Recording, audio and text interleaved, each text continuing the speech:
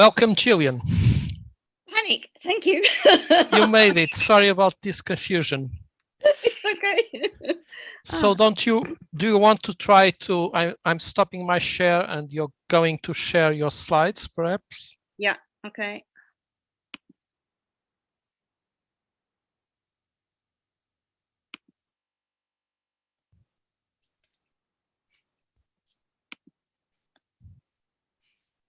Perfect. Good. Okay. If you want to maximize that slide, we may just leave it there and then you just start from there. Okay, perfect. So what do I do now? Press stop? No, you just leave it as it is. It will be ready for you to start your talk. Okay. And when it's 3 or 4 o'clock, I will introduce you and then we go from there. Okay, great. Okay, good, yeah. Excellent. Thank you for your patience and collaboration. I was a panic because I suddenly realized I didn't have the link. Yes, you were right, completely. Luckily, I have. You all read your mails. Yes, I do. I know these things are important when we are dealing with these things at last minute. Yeah. Yeah.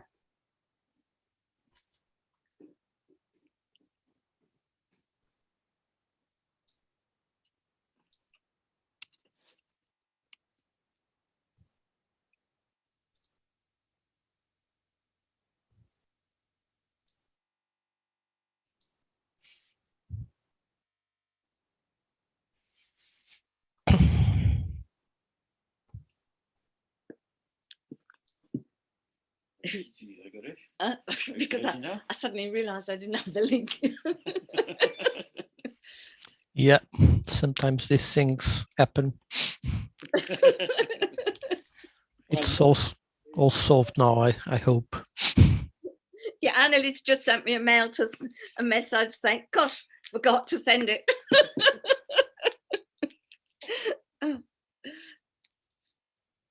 But luckily I was there 10 minutes in advance. How many people usually attend these meetings? It depends, but between 30 to 80, it depends. Yeah. Sometimes we have more, and we've had one occasion when we went over the 100 license that we have, and that's why we started to do the simultaneous YouTube webcasting, so it allows people to basically connect in any case, and so in those cases we have the YouTube. Otherwise, we are limited to 100 attendants. The difference being in YouTube is that you won't be able to put questions, but otherwise it's just the same. Yeah. And you don't have any problems with copyrights with YouTube? No, I guess not. No, unless you're going to show something that is copyrighted. Yeah. Well, as YouTube is very protective of that. I happen to have background music in one session, and when they did the recording, they said that they were going to restrict the recording because part of the video contained copyrighted material. So you see, yeah, they are very aware of those things. Very aware of that, yeah. Very well. So we have 21 attendants at the moment and growing, so hopefully some known names. Yeah, it's not a muscle disease seminar, so I didn't expect so many people would turn up anyway. In a way, it's more generic, so probably it can attract more people as well. So, okay, it's about time.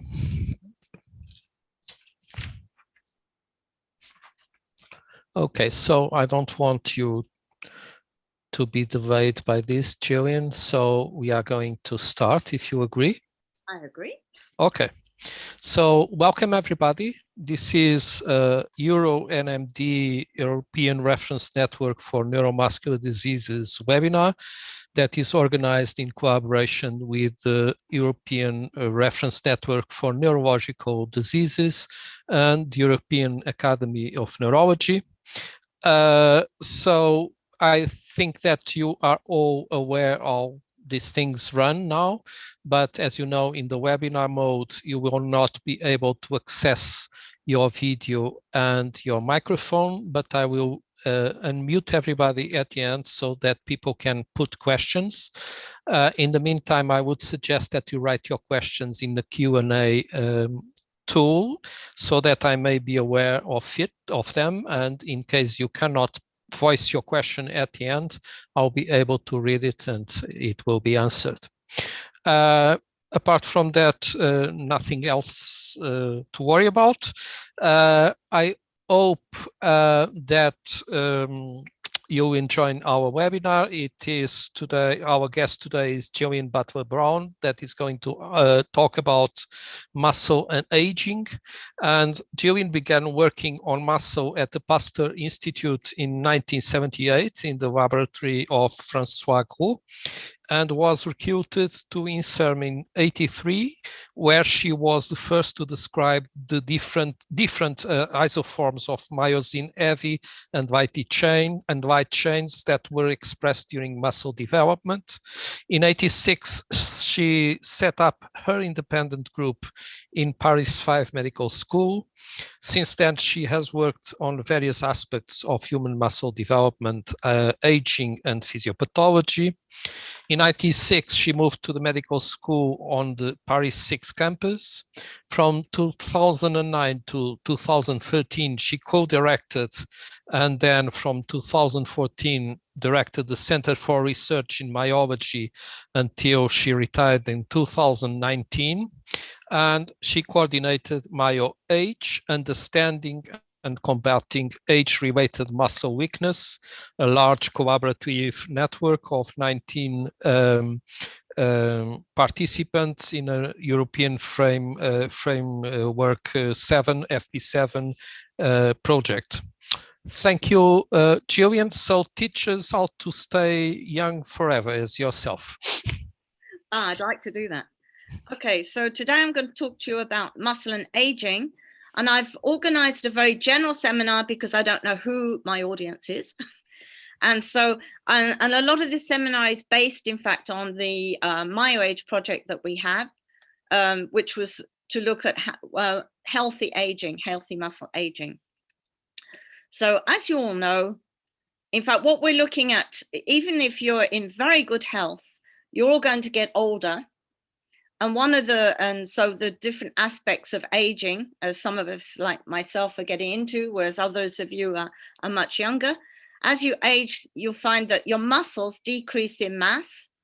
And this, since there's a crosstalk between the muscle and the bone, there's also a decrease in bone mass with age. This decrease in muscle and bone is compensated also by an increase in fat mass. During aging, you'll have a decrease in the immune system, a decrease in memory, metabolism, circulating hormones, a decrease in growth factors, and an increase in inflammation. And all of this is during the natural process of healthy aging. It's physiological. And this process, in fact, starts very early because from 40 years onwards, you begin losing muscle mass. And you lose between 40 and 70 years, about 8% of your muscle mass per decade.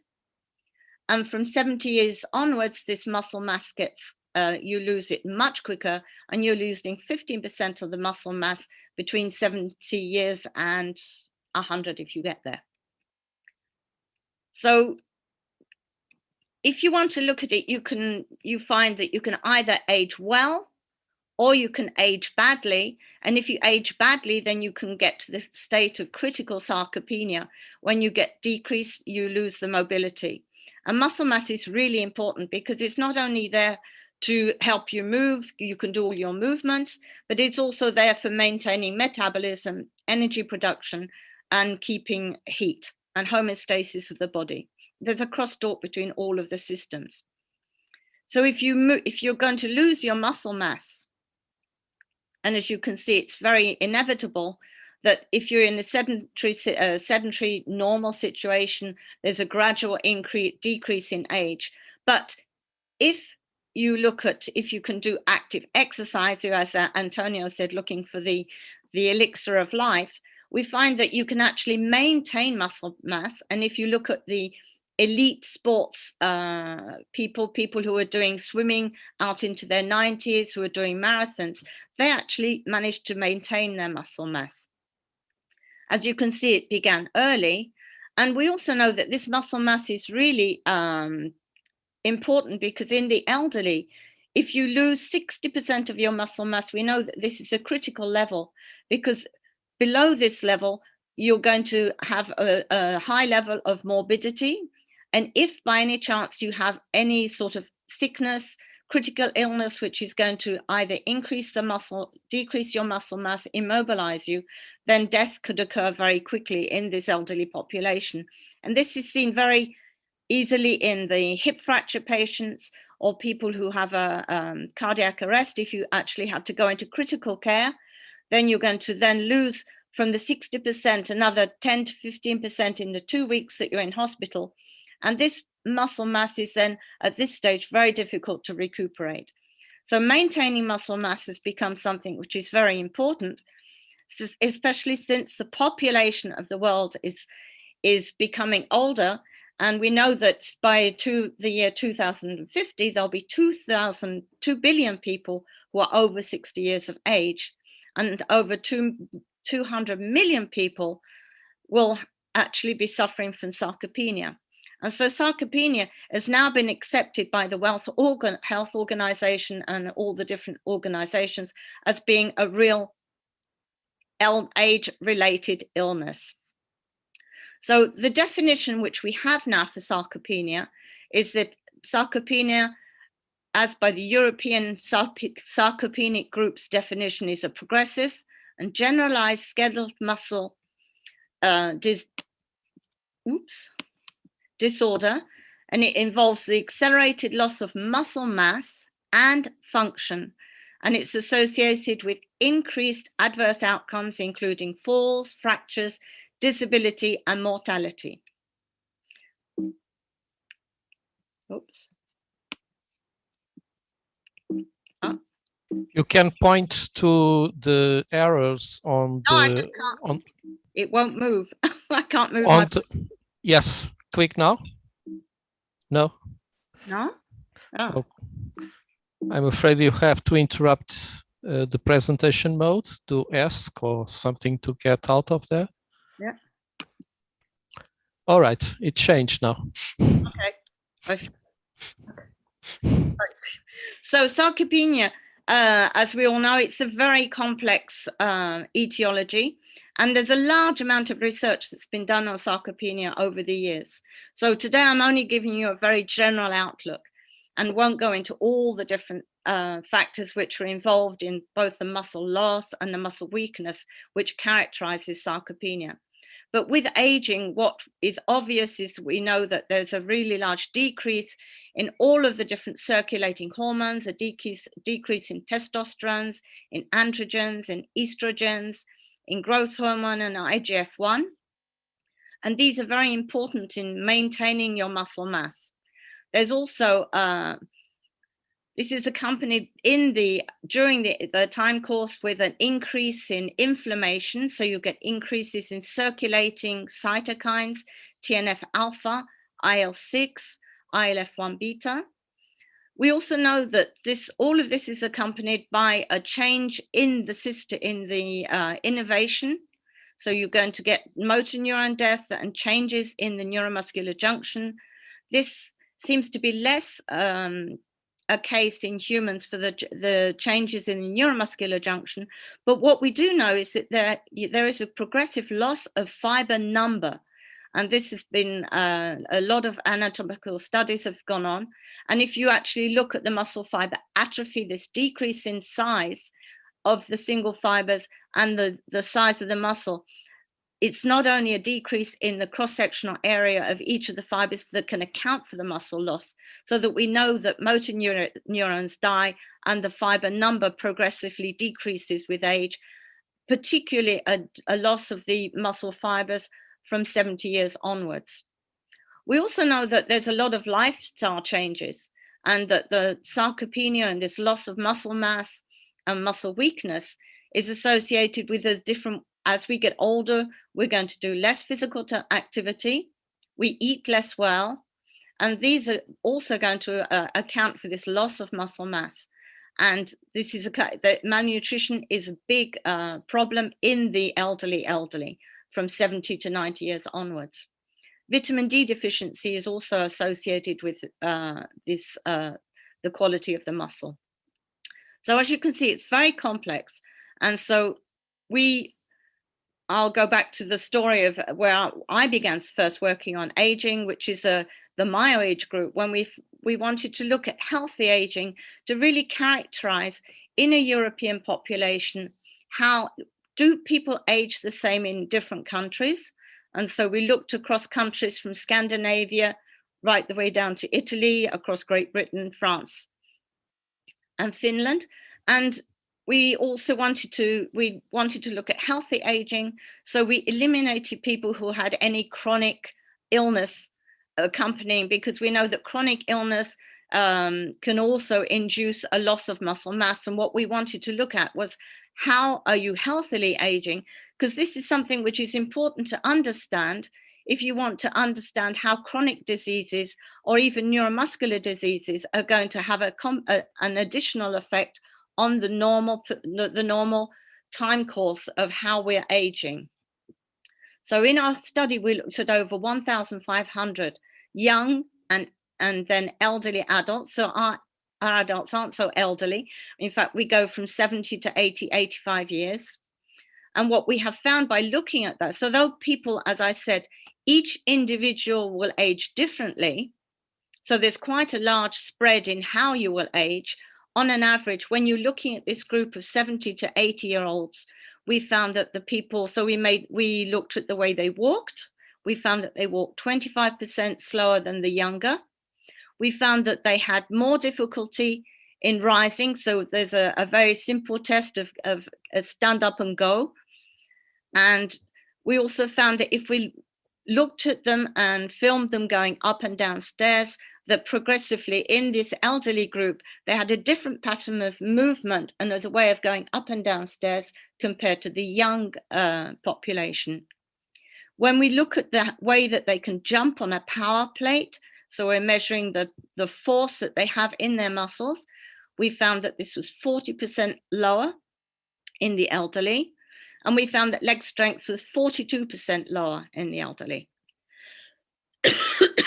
We then used MRI and DEXA to examine the mass, the lean muscle mass, the skeletal muscle mass, and the bone size and fat accumulation in all of these groups of individuals. MRI revealed that older people had quadriceps muscles that were 28% smaller, and that the older people, as you can see, showed an infiltration of connective tissue and adipose tissue. The DEXA showed us that there was a higher percentage of body fat in the old, meaning that you had smaller and weaker muscles, but they were having to do the same amount of work to do the daily activities. So during the study, it was interesting because many people use DEXA to measure the lean muscle mass. And lean muscle mass, the DEXA, you compare it to height. And we found that this showed that in the population, if we use the DEXA, there was only 5% of our participants which we could classify as really being sarcopenic. And therefore, with the Jean-Yves Augrel and Pierre Carlier, we looked at the MRI, and we normalized the muscle mass to the femur volume to be able to have a normalized index. And this gave us a much more accurate idea of what the muscle volume is in an individual. And by using this criteria, we found that 70% of older men and 50% of older women were now classified as having muscle loss, and we could call them a sarcopenic. So the MRI gives you a much better quantitation of muscle volume, but it is a technique which is fairly expensive. And so with Marco Narici, what we decided to do was to see if there was a much simpler way to be able to measure the index of muscle loss. And so we wanted to look at muscle architecture, and we wanted to use a technique which was easily used at the bedside. And so we used ultrasound. And by ultrasound, you can actually look at the quality of the muscle. But if you take a muscle like the vastus lateralis, it's very nice because you can look at how the muscle fibers, the actual length of a muscle fascicle, and you can see the pennation angle. And so this gives you an idea of how your muscle fibers are aligned within a muscle. And if you look at older muscle compared to the younger muscle, we found that the quality of this architecture changed. We can measure the fascicle length and the pennation angle. And we've just published that we can have now a different and very cheap and non-invasive and inexpensive technique. And we've called this the ultrasound sarcopenic index. And what you do is you measure the ratio of the fascicle length to the muscle thickness on your image from the ultrasound image. And this was correlated directly with the measures that we got using the MRI. So on the same individuals, we've done MRI and used the ultrasound. And this is now also independent of the sex, the body mass, and the height. The only problem is this has only been done now for the vastus lateralis and will have to be done for other muscles. But it gives us a nice, cheap way to be able to look at patients and elderly patients without having to go to MRI and have an idea of how severe is their loss of muscle. And as you can see here, it's really age related. So if we use this index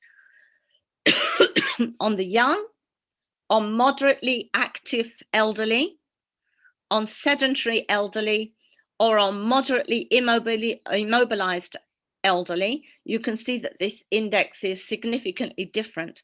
And so it gives us a nice index to class our individuals into groups.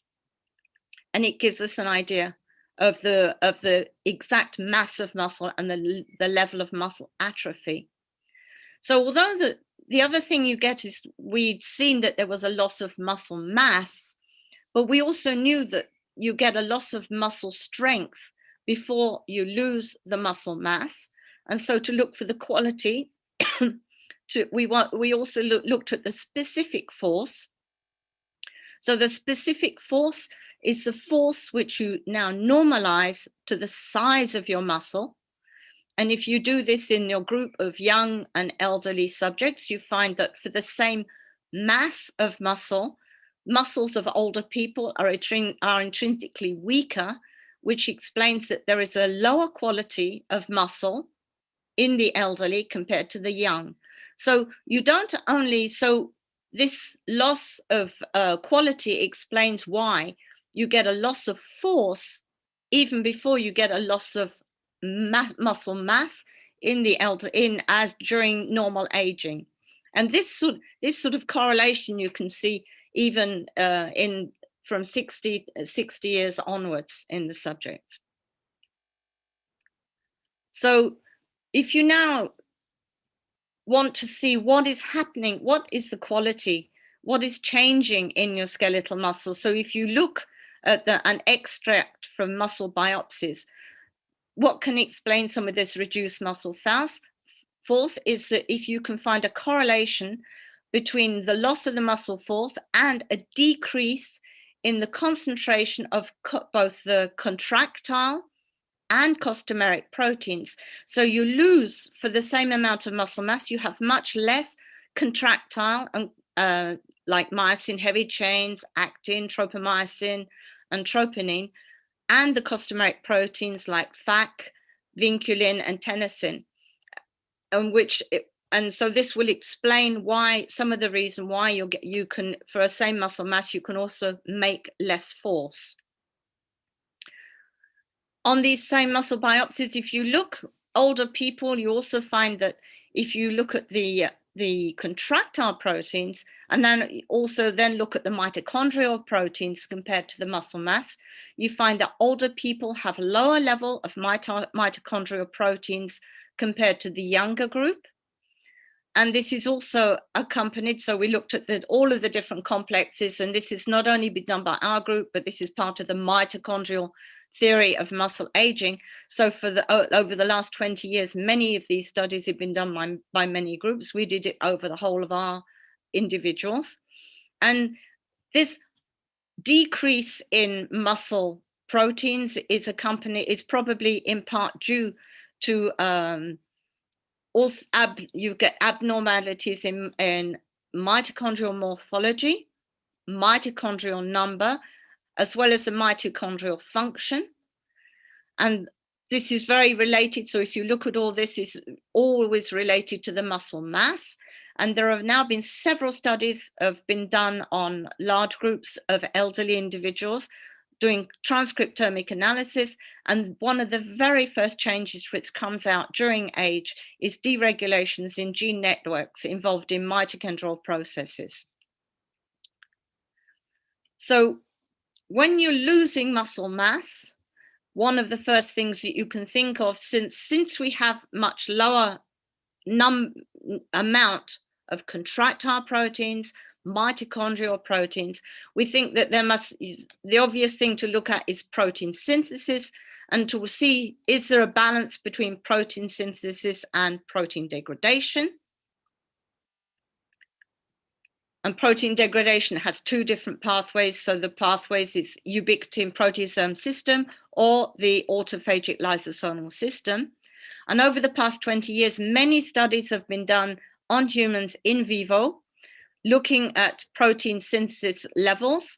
And what we find is that although protein synthesis levels are very similar in younger men and older men, if you look, and in women, if you look at protein breakdown, there is always more protein breakdown in the elderly compared to the young, which would point to the fact that there is a mismatch in the elderly between protein synthesis and degradation. And in our group and in many other groups, we've looked at the different pathways which are involved in both protein synthesis and protein degradation to see which of these pathways are modified and which could be targets to be able to interfere with in order to maintain muscle mass and reverse the atrophy.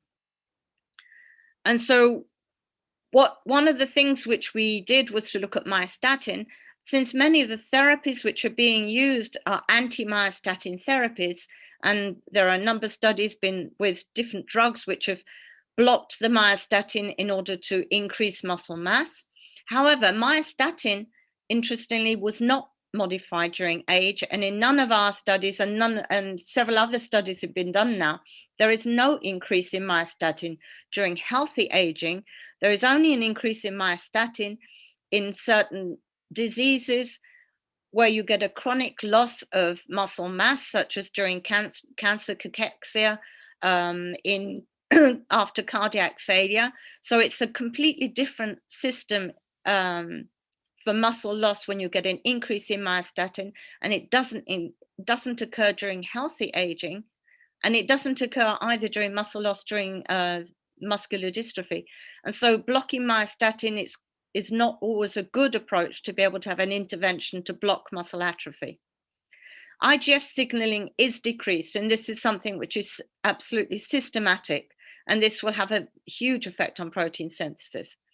And IGF-1 is really also a very good indicator as to how well the people who age better, and including the centenarians, always keep a high level of the IGF-1, which is maintaining their muscle mass, and a low level of IL-6. These two factors seem to go together. If you have a high level of IGF-1 and a low level of IL-6, you have a very good aging profile and you do not lose muscle mass.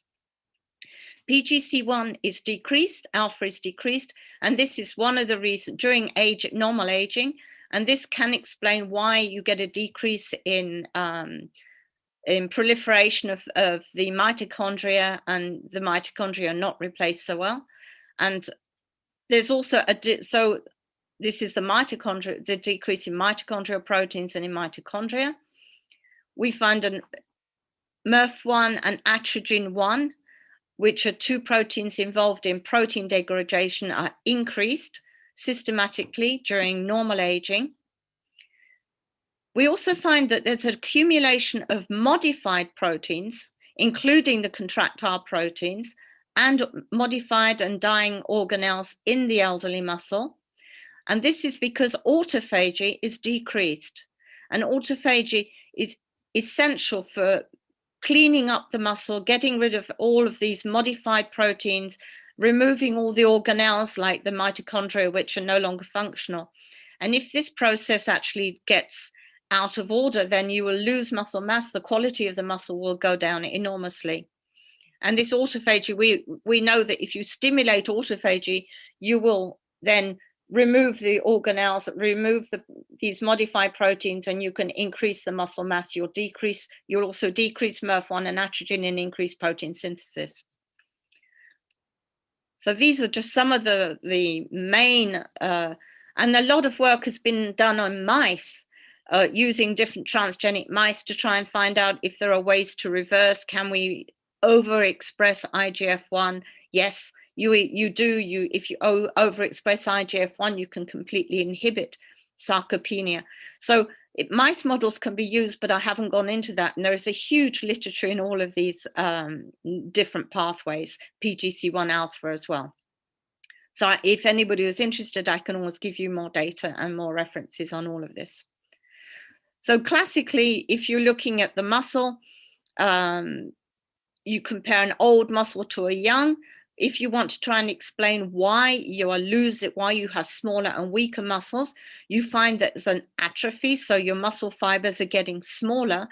And this was particularly true for type 2 fibers in limb muscles, which were about 30% smaller in the elderly.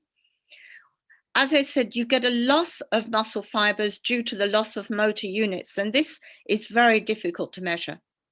And there's a lot of work going on now to try and work out how you can calculate the loss of motor units. There's also a decrease of capillary density in the elderly, but there's a complete coupling. The density of the capillaries will actually decrease with the size of the muscle fibers, but the coupling between capillary density and muscle size is maintained. One thing I wanted you to keep in mind is that everybody's always looking at limb muscles, and not all muscles age in the same way. And in fact, you do lose enormously the facial muscles. If you look at elderly people, one of the things you notice is the fact that their masseter muscles really really fade away, and they have a lot of problems with chewing. And if you look at the masseter muscle, you lose 2/3 of it by the time you're about 80. But in the masseter, in fact, there's a completely different change in fiber type, because whereas in limb muscle you actually go to a slower muscle phenotype, which means the muscles, you're losing the type 2 fibers, and the fibers are going to a more slower phenotype. So you're getting a fiber type switch. In the masseter muscle, it's completely the opposite. You're losing the slow fibers and you're gaining fast. And since this muscle is very important in chewing, and maintaining the jaw, we think one of the reasons you're getting a change in fiber type in the masseter muscle is because you're losing so much bone, because you're actually losing bone density as well. But this does lead to a problem for nutrition in the elderly. So each muscle is different, and we should get rid of the idea that all muscles are like limb muscles. They're not. You have many different muscles in the face, muscles in the eyelids, and swallowing. So all of these different muscles are going to behave differently during aging. One of the questions that we asked, and I think is important to ask, is how can we combat this loss of muscle mass, and how can we maintain a better quality and quantity of muscle as we in the elderly. And this is important. So exercise, we know up until now, is probably one of the best ways to combat the loss of muscle mass and the loss of muscle force with age. And if you look here, so this is two curves to show. The first is the untrained, which is more like people like us, I guess. So if you look at the untrained red curve, you'll see that you're gradually going to be losing muscle mass and muscle function. And if you look at the blue curve, this is the curve of people who are actually doing lifelong physical exercise. So as I said, it's inevitable that we're all going to lose this muscle mass, but is there a way to be able to, so if you're looking at lifelong training makes you strength-wise 30 to 50 years younger. So if we want to get younger, what we should do is to keep active. But if we're already on the down slope, is there any way we can get back? And so many studies have been done now where people have to try and find out, if you do physical activity, can you actually get nearer to this blue curve, and at which age? And in fact, many studies have been done even up to 80 years of age now, where people have been doing, in particular, resistance training in order to make to increase muscle mass. And in fact, you can. So if you do strength training, whatever the age, then you'll find that you can actually make your muscles younger. And exercise is good because it can reverse many of the factors which I've shown of modified during the normal healthy aging process. So this is looking at, oops, that was out of. So this was going back to my sarcopenic index, that if you look at that sarcopenic index using the ultrasound, and now you look to see, can you actually get a better muscle architecture and better quality of muscle. So I've shown that if you do exercise, no matter what the age, you can increase the mass. And if you look at the sarcopenic index and the architecture, you find that if you do exercise, even in the elderly get to increase a much better muscle architecture compared to the elderly frail. Not so far. Master athletes keep a much better architecture.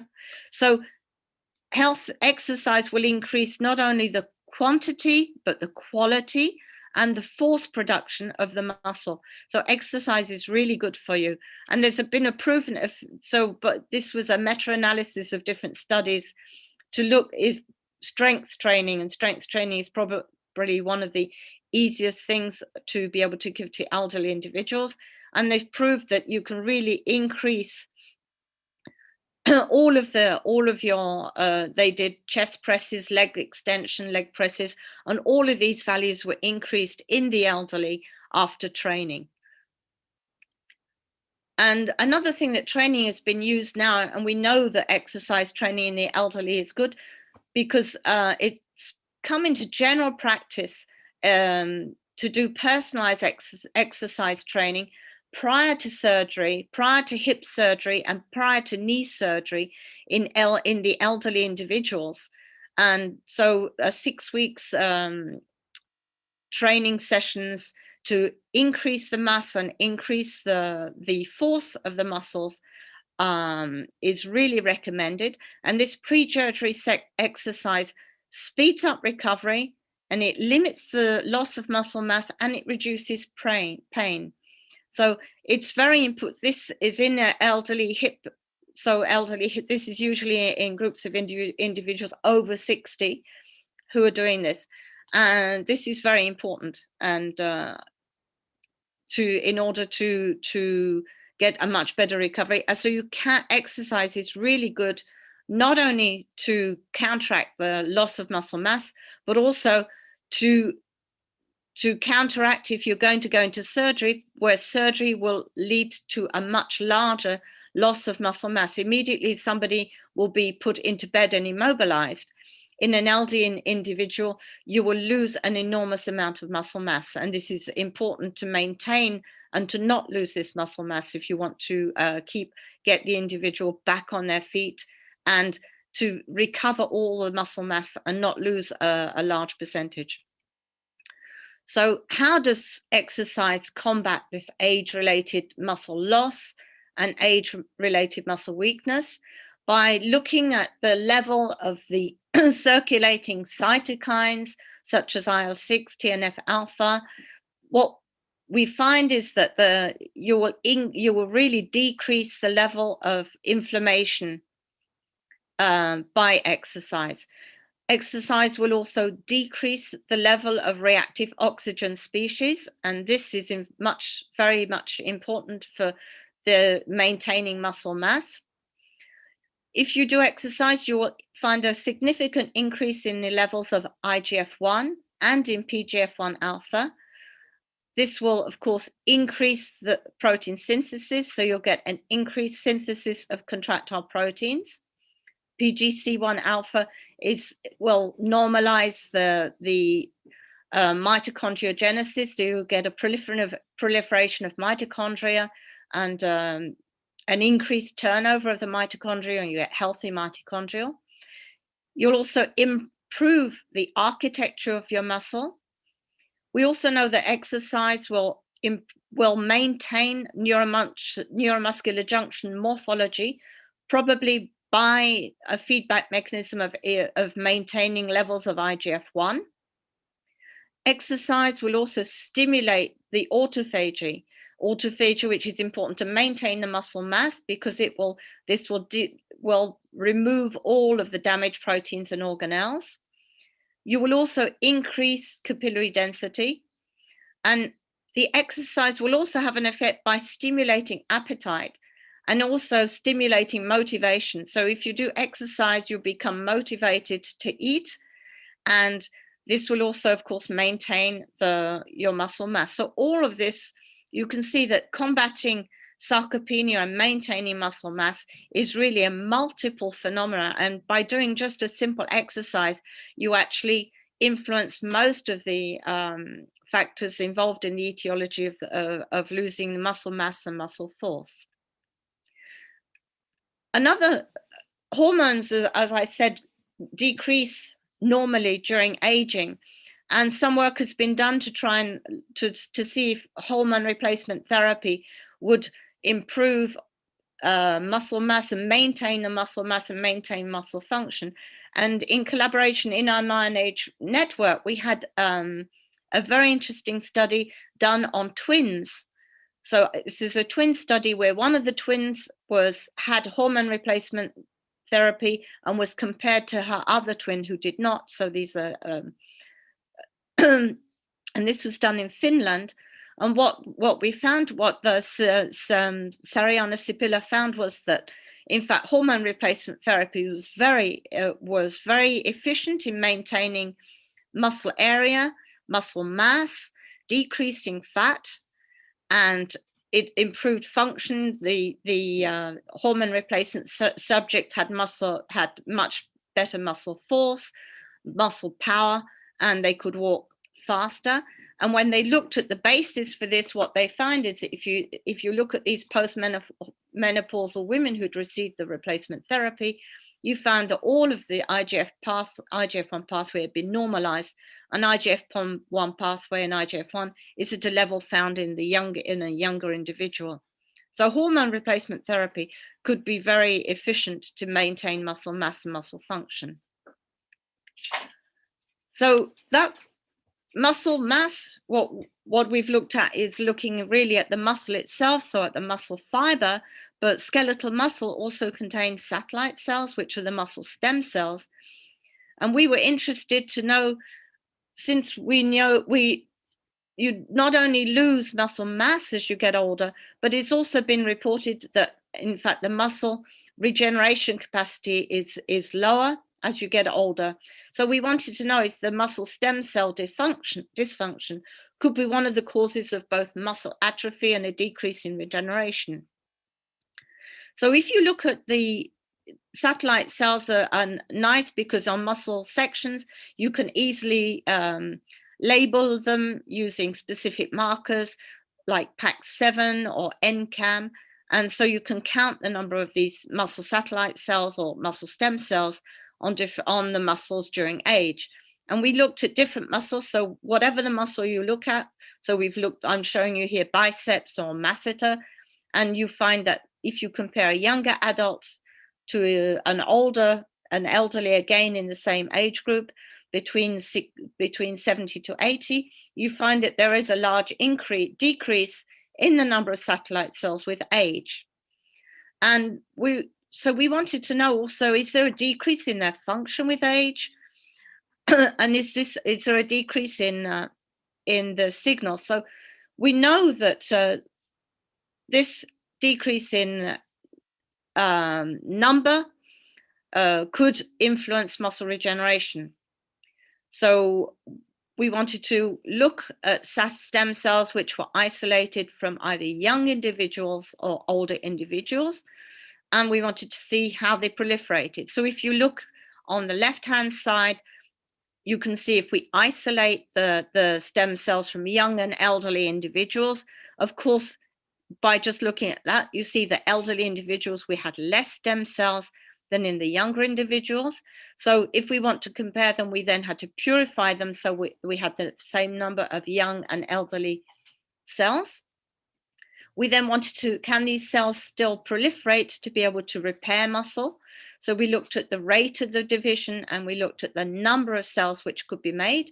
And we found that in fact, there is no change in proliferative potential of the muscle stem cells with age. So there are less of the cells, but they can proliferate just as well. We also looked at the differentiation. So do the cells still differentiate? Yes, they differentiated very well from the young and from the elderly. But there was one difference which was really striking, and that what in the in vitro situation, we have a way to artificially look at the stem cell replacement. So we have what's called a pool of cells which remain and do not fuse, and these are the pool which will make your muscle stem cells in the adult muscle. And although you can see this pool of reserve cells which will make that, which are the stem cells which will replenish the pool in the young population, if you look at the cells we isolated from the elderly subjects, there were very few of these reserve cells which were present, and instead the remaining cells actually stayed as differentiated mononucleate cells. So the cells tended to differentiate and did not maintain a pool of reserve cells to remake a stem cell pool. And this is easily shown here. So if we look here, we see that the undifferentiated cells, instead of being reserve cells, are now differentiated mononuclear cells. So this would seem to say that in the elderly, if we're looking at the stem cells, there's an imbalance between quiescence and differentiation. So we then looked at these cells in more detail to try and understand what was happening. And if we first looked at the methylation of the DNA in the younger cells and the elderly cells, and what we found is that in the cells isolated from elderly, there was a hypomethylation of cells which are related to differentiation, but a hypermethylation of cells which were involved in cells going back to quiescent and renewing the stem cell pool. And in particular, we identified a protein called Sprouty1. And Sprouty1 is very much involved in making maintain the stellar's quiescent stem cell. And Sprouty1 expression could be rescued. If we demethylated the DNA, we could now rescue Sprouty1 expression. And in the same way, we took the young cells from the young individuals, treated them with Sprouty1 siRNA to knock down Sprouty, and then we found that we could not replenish the pool of reserve cells, therefore proving that Sprouty1 is one of the factors involved in this loss of stem cell characteristics. So what we can say is that there is a decrease in the number of the stem cells, and this decrease can in some way be explained by the modification that we're seeing in the elderly satellite cells, which have become methylated. This methylation gives you get a methylation of the genes which will maintain the stem cell pool, whereas a hypomethylation of genes for differentiation. Therefore, the cells will then will fuse with the damaged muscle fibers. You won't replenish the pool of stem cells. And this will, in some ways, explain some of the decrease you see in the number of stem cells in the elderly. So with age, you'll find a decrease in the number and the modification of the morphology. We now know, we can see easily, I think all of you have looked at muscle sections will see that the satellite cells become ensconced within the muscle fiber, and therefore they're much less accessible to be activated by any of the circulating factors. And this, as well as the modification in the epigenetics and this methylation of sprouted, will explain why you get a smaller number of less active satellite cells in the elderly, and therefore this could limit both the regeneration and the maintenance of muscle mass. We also know that the exercise not only has effect on the muscle itself, but it also will increase the pool of the satellite cells by increasing the level of circulating factors. But it should be noted that in the studies which have been carried out by Michael Keir, it's quite interesting to know, again, that not all elderly are the same, and some elderly individuals are completely resistant to the effect of exercise and will not increase either the number of satellite cells, or the strength or the muscle mass. And this, again, we need to understand to be able to understand how we can really make interventions to improve muscle mass. So as you can see, muscle and aging, it's very complex. I've done a very brief overview to show what's going on. So as you can see, physical activity is really important. Growth factors, circulating growth factors, the innovation, there's nutritional changes, protein uptake, all of these different pathways will be involved. The immune system, the effect of inflammation, the increase of oxidative stress, all of these factors, multifactorial, will have an effect by decreasing your muscle mass. You get decreased autophagy, you get increased insulin resistance. You also get an increase in apoptosis, increased protein breakdown. So this is a very complex process, which in muscle disease, and that's one of the things I think is important to keep in mind, when you have a muscle disease, the muscle disease and the effect of your mutation will also be imposed upon the normal effect of muscle aging. So that's all I had to say today. So now we have to look for, so keep active and keep eating, keep eating healthily, and I hope you'll age well. So thank you. Thank you very much, Gillian. It was a very informative talk, and I personally learned a lot. We currently have one question by Arnaud Ferry in the Q&A. So Arnaud, if you want to unmute yourself, you can voice your question, because everybody is now able to unmute. Yes, thank you for this very nice presentation, Gillian. How can you explain the increase in muscle mass induced by exercise? Is it a decrease of proteolysis or increase in synthesis of protein? It's you get first by an increase in protein synthesis, but it's very, you have to have a very holistic approach, because if you do exercise, you're actually modifying a huge number of things, because you're increasing protein synthesis, you're increasing PGC1 alpha, So you're increasing mitochondriogenesis, you're increasing autophagy. So it's again maintaining this equilibrium, and you're also increasing amino acid uptake. So you're increasing muscle mass is an increase in the synthesis, in particular contractile proteins, and a breakdown and a removal of all of the modified proteins which accumulate.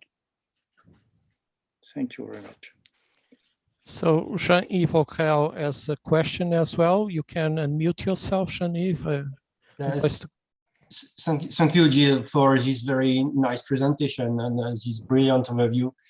As you probably know, I've got a problem with the definition of sarcopenia. Yep. Because the definition should not, to my point of view, not include functional factors. Because coming back to the original definition, it was a loss of muscle mass. And by adding functional factors, we mix the cause and the consequences. What do you think about that? I think that too, but unfortunately, the European have set the guidelines, and this is because they put frailty in, and I think frailty should be out. I think that there should be there should be sarcopenia and then dyspnea, and I think it's very difficult. I think we should. It's very difficult to fight against this, but I agree with you. And I don't. I think it's very difficult since they brought this new definition, and especially since frailty and falls has come into it. It's and dementia even. So I think you're right. Thank you. But how do we fight against it, Jean-Yves? Because now it's all over its plate. You know, all of the aging meetings on sarcopenia, they put this European working group's definition up. Yeah, but I know that not all the people agree with this definition, and I think the consensus is not reached for everyone. No, it's not reached. I think there's still room out there for fighting against it. Yeah. Thank you, and thank you for all of your work. So I don't see questions in the queue, but I may put one in the meantime while people gain the courage to ask you things.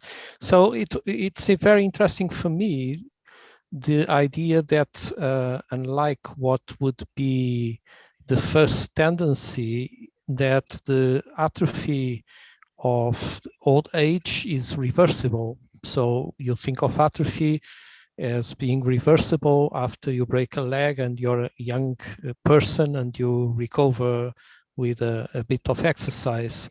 But the idea that it can happen also in older people, it's probably more innovative.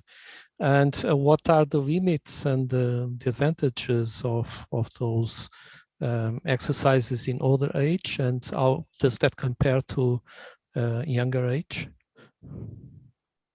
But I think prior with the exercise in general, to be able to redo muscle mass, it's really important. There are many studies now done. So if you look in the literature, that you can really maintain muscle mass, increase muscle mass, maintain muscle mass. The thing is, and in some countries like in Great Britain now, you can get a prescription for exercise, and in the States too. And so the thing is to define which exercise, and I think that the consensus is coming that it's more, you have to have a mixed exercise, and that resistance exercise is probably giving more muscle mass. But if you do endurance, if you're looking at the mitochondria, they've reversed the transcriptome by doing 30 minutes brisk walking per day. That's not a lot, actually. But it has to be 30. So I think it's in maintaining them. And if you're looking at levels of IGF-2 and things like that, and levels of ROS, all of these are improved by exercise. And Alzheimer's disease are now being treated by exercise too. So exercising is something which should really become part of the a way of lifestyle.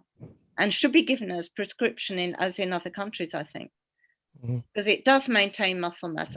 And I think the other thing that's interesting that you get from this is the fact that you can explain when people with muscle disease go off their feet, they lose so much of their muscle mass so quickly in those first few weeks. And I think, again, by looking at sarcopenia and ways to treat it, then I think we should look for ways to maintain muscle mass in muscle disease. Mhm. Yeah, absolutely. That makes sense. Another thing that I wanted to ask was about you talked about hormone replacement therapy. I think that the people with most impressive muscle atrophy I've seen in my life are ladies that are very thin and have a severe osteoporosis, and at the same time they have a huge and diffuse muscle atrophy. So in those cases, do you think that the hormone therapy would be better to start with than exercise or not? You know, and even people have been trying in Scandinavia even to use testosterone in the women and androgens to try and increase muscle mass. If there's no increase in myostatin, then I think hormone replacement therapy could really be advantageous. The thing is, in Europe, in the Scandinavian countries, it's still used, but I think in France they abolished it because of the increased cancer risk. But in fact, it doesn't have an increased cancer risk if you look at the Scandinavian studies. So I think it's certainly worth the risk if there's no increase in myostatin, when you could inhibit myostatin. Excellent. So anyone else has questions? Well, if I may add a comment. Yep. I think also we should consider some social and economical factors.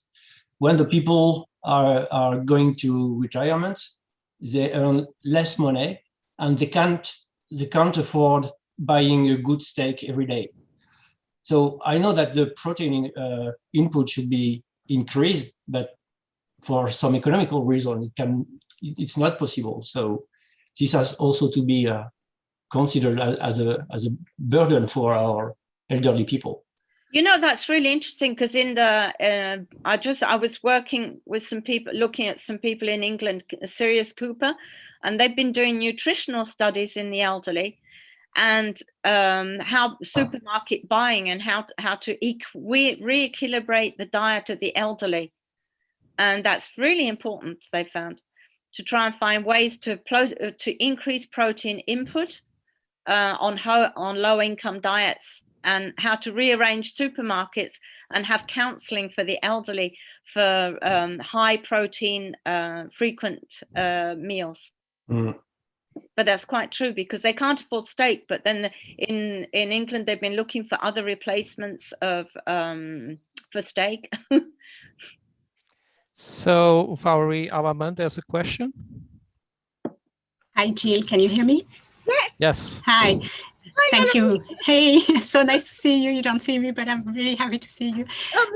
And thank you for this very nice talk. It was very comprehensive and I really enjoyed it. And I love the photographs at the end.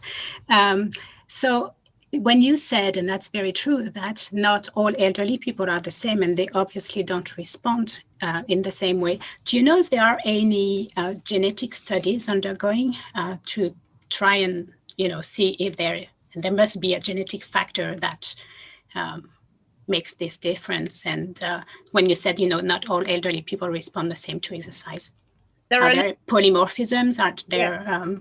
Exactly. Well, one of them is this IGF-1 IL-6 ratio, which is nobody quite knows how it's controlled, but the level of IGF-1 and IL-6 is definitely something which is healthy, correlated with healthy aging. And nobody knows. Some people at the group of Claudio Franceschi on the centenarian study have been looking at that. And then another group which is looking for genetic factors is the Leiden longevity cohort, And so they're looking for genetic, what are they called? Modifiers. Yep, exactly. Genetic modifiers that might explain, because they have 1, 2, 3. There are 4 generations now of families that they're looking at, and their spouses, and they're going through this to look to see what is involved with healthy in the longevity, and what's environment and what's not. And they found out that also, if you're living with somebody who's long lived, you tend to have a better chance of living longer. Mm-hmm. In this longevity study. So it's quite interesting, because it's definitely inherited. Some of the factors inherited, and some of the factors are also due to environment. So it's a life and longevity study. That makes sense. And just a comment, I actually noticed that in Sweden, elderly people are outside a lot, even when they have to use crutches. And, so I've definitely noticed a cultural difference between France and Sweden. And that's very interesting to see. And I think, they age better here, at least in talking about mobility, and they're much more active here. Yeah, they're less sedentary, and they've done a lot of studies on that, because if you look at people, even when people go into what they call care, they actually are doing a lot of exercise. And if you measure the amount of exercise done by Scandinavians per day, it's much, much higher than in France, where people are sedentary. And elderly, you tend not to take them out at all. Once people go into a senior residence, then they don't go out. There's no exercise. Whereas in Scandinavia, they actually have to do exercise. Mm-hmm. It's compulsory within the institution. Yeah, and I think one of the reasons also is daylight. As soon as there's a ray of sunshine here, everyone is outside, young and elderly. So that's their incentive as well. Oh, it's true. Okay, yep. Well, it was really nice listening to you. Thank you. Wish we could see you someday. Well, yeah, this summer. Okay, so we are a bit longer, but we have other questions in line. I think we are going to allow them. What do you think, Gillian? Yeah.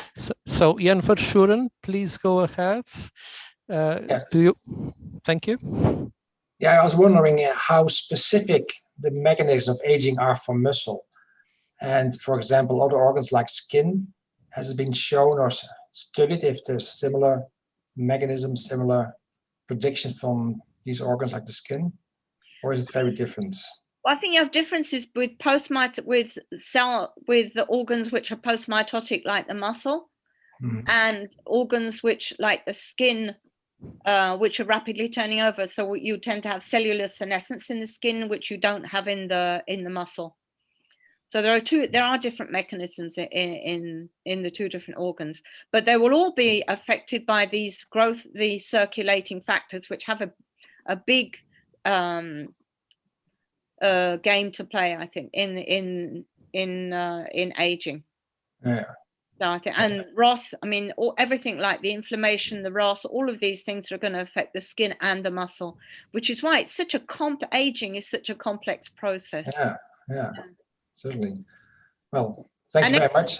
And that's why exercise will have an effect on the skin, because it increases all of the different circulating factors. Yeah. Thank you. So, Alfredo Walpers, do you want to unmute yourself? Yes. Thank you. Hello. Thank you for your presentation, Julian. I just have a question. You mentioned that that the pattern of aging or sarcopenia is different in different muscles, or at least in the limb muscles. I was wondering if does it make sense, for instance, during a study, say by MRI, which is on what I work on, does it make sense to look at several muscles, for instance, the quadriceps, the calf, the forearms, or should you just look at one privileged muscle? Because I think you showed some MRI images, but they were on the quadriceps. Yeah.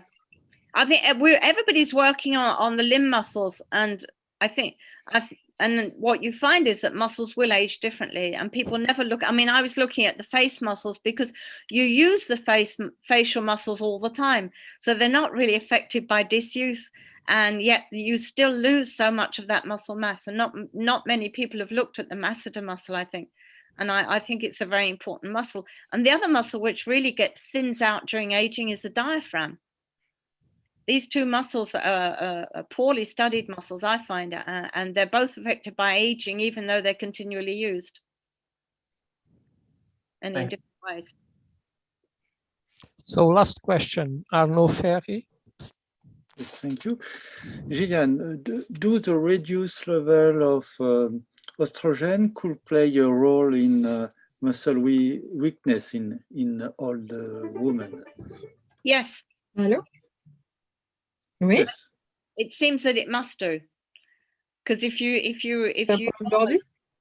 normalize your hormone levels, you get Oui. mass back. Okay, thank you. Okay, so thank you very much, Gillian. I think that the amount of questions and the discussion shows that both your talk was very stimulating and people kept interested all the time, and that's the best thing we can say about it, I think. Thank you very much. It was very pleasant to listen to you and learn with you. Thank you. And Thanks, Antonio. thanks everybody. Thank you for inviting me.